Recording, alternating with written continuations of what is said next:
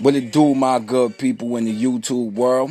It's your boy B, and I'm right back up at y'all with another one. Yeah. And I just want to say my last words about this Manny Pacquiao and Floyd Mayweather situation. As you guys know, I'm heavy into boxing, but I also get involved in many other things. I took a break from boxing before the Manny Pacquiao and Floyd Mayweather fight because I was much more interested in the ancient Kemet versus Hebrew Israelite debate. Prior to that, I was into the religion versus science debates. First, I want to talk about the debates between science and creation. It's a touchy topic, and the discussion pits friends against friends, family against family, boyfriend against girlfriend, husband against wife. Most of the women I've debated are religious. Most of the women that I've dated are religious. We get along for the most part, but we always have arguments over God. They often tell me that evolution is just a theory and not a fact. When someone makes that statement, I usually realize that they are ignorant of science and the scientific method. What most of these people don't realize is that evolution is very well proven. Evolution is just like any other scientific theory. Germ theory, the theory of gravity.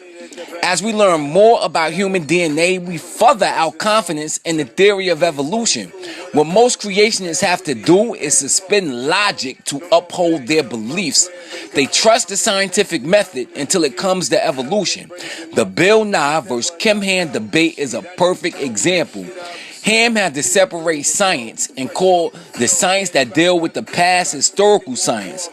All of this just to uphold the belief in a Christian God. Now, this leads me into the ancient Kemet versus Hebrew Israelite debate. The debate goes into the belief that ancient Israel stole stories and culture from ancient Kemet. I followed this debate for years, and it began with what I learned in school as a child. In the American school system, we are taught that Africa was the dark continent and that our history began with slavery. As a result, we searched for our own education. When we found out that the most ancient civilization was created by people with dark skin, we gravitated toward it. Hebrew Israelites believe in the Bible, but most of their beliefs are built on faith. The Hebrew Israelites have no ground to stand on when it comes to artifacts. They have no artifacts to back up their main story. Evolution proves humans descended from ape-like ancestors, ruling out the Adam and Eve story.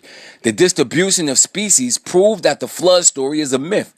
Common sense tells us that no one, and I mean no one, can give birth without the combination of a sperm and egg cell. And it also tells us that no one comes back from the dead.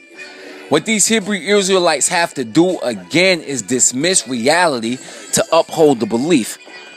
Now, what does all this have to do with Manny Pacquiao? Well, it's the same mind frame. A lot of Manny Pacquiao fans have to dismiss reality in order to uphold their belief in the fact that Manny Pacquiao is a better fighter than Floyd Mayweather. I sit back and I watch a lot of videos. I work at a desk crunching numbers. I listen to documentaries, podcasts, and many things while working. And I notice so many people speaking with such certainty on the fight. Prior to the fight, they said that Floyd never fought anyone like Manny.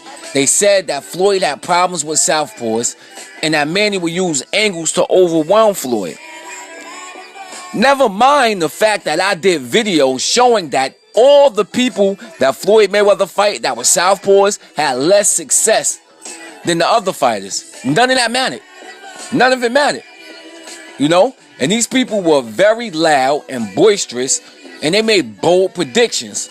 I feel where they were coming from because sometimes you have to go out on a limb to be great.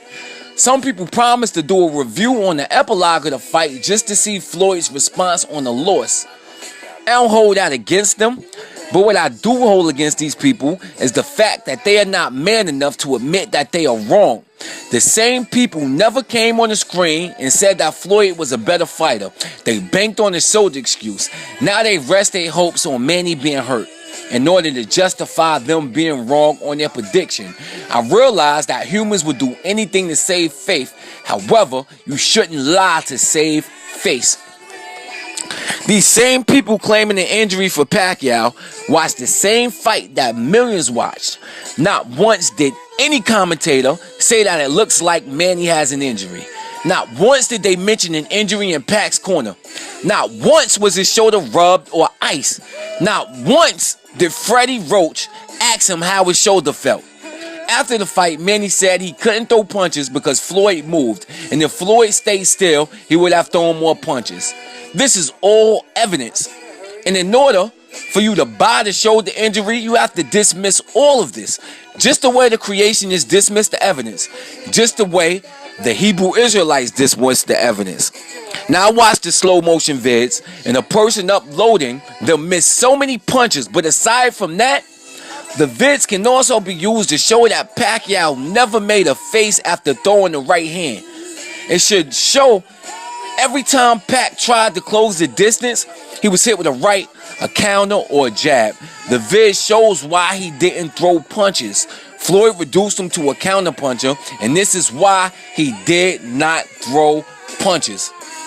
Cats try to put a slow motion video, but what they did is actually prove the point that everyone was trying to make. Every single time Manny Pacquiao tried to close the distance, he was touched with a jab, he was hit with a counter left, or he's hit with a counter right. And also, every single flurry that he threw, not once did you see him favoring his right arm. So why do you guys believe this? I know why.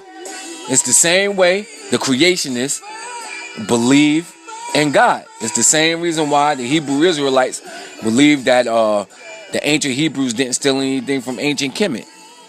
But I'm done here, and thanks for watching. Subscribe, tell me what you think, and also keep it tuned to In the Loop Radio 2000. You know what I mean? We at yakradio.com every Sunday from 9 to 11 p.m. That's Eastern Standard Time, man. Yeah.